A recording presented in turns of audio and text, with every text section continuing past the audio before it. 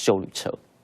红灯转绿灯，汽车依序前进，一个瞬间，路边灯杆砸了下来，正中正在前进中这辆休旅车。不止驾驶吓傻，其他驾驶也一度全体静止。是停红绿灯吧？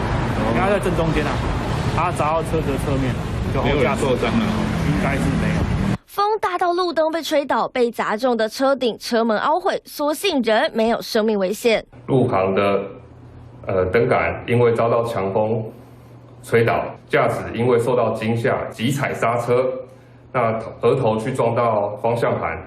事发在17号傍晚4点多，凤山区光复路2段。回到现场来看，路况排除，灯座几乎被连根拔起，灯杆绽放路边。但不止高雄的风大得夸张，台南东区也有轿车玻璃直接被砸中。